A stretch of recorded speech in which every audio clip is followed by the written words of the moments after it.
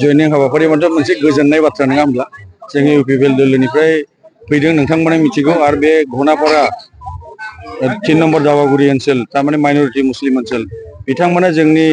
UPPL दलखौ मोजां मोननानै दिनै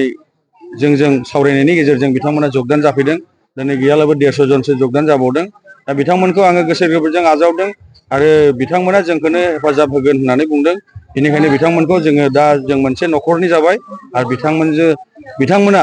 जेब्लायबो जोंखौनो हेफाजाब खालामगोन बे ओनसोलफोरखौ ओनसोलनि मानसिफोरखौ बानजायनानैब्लाबो बिथांमोना जोंनि ट्रेक्टर दलावनो थागोन होननानै बिथांमोना प्रतिश्रुति होनायखाय आं बिथांमोनखौ धन्यबाद जासिबावदों जमदुवार बियाबा गोबाव सम बिटिएफनि आखायाव दङ बेखौ उद्धार खालामनो माबायदि खामानि बे थांनाय समफोरनि बाथ्राफोरा नानान रखम बिसयफोरखौ लानानै जादों नाथाय बेबाराव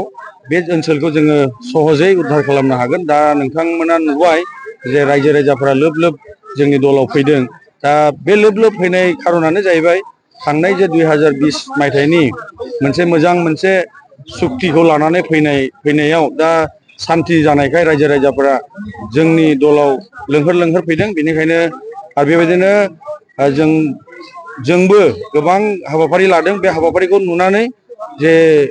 नुनानै बिथांमोना जोंजों जगदान जाफैदों बेनिखायनो जोंहा इजिलि बेबाराव जोङो उद्धार खालामनो हागोन जों दिनै नुनो मोनो गृहमन्थ्रि बिथाङाबो नोंथांनि बियाबाव फैदों माबायदि नोंथांमोना मिथिगौ जोंनि नैबे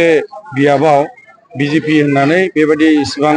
मेम्बार्स गैया दा गतिके बिथांमोना गावबागाव दलनि गावबागाव मोनसे फोसावनाय थायो दा बेनिखायनो बिथांमोना फैदों गावसोरनि दलफोरखौ एसे रायजो राजाफोरा एसे थाथों होननानै नाथाय बिथांमोना थानाय नङा बिथांमोनाबो जोंनि दलावनो फैगोन आरो बिथांमोना गावसोरनि खामानिखौ बिथांमोना मावदों गुबै बादायलायनाया बबे मोनसे दोलोजों जागोन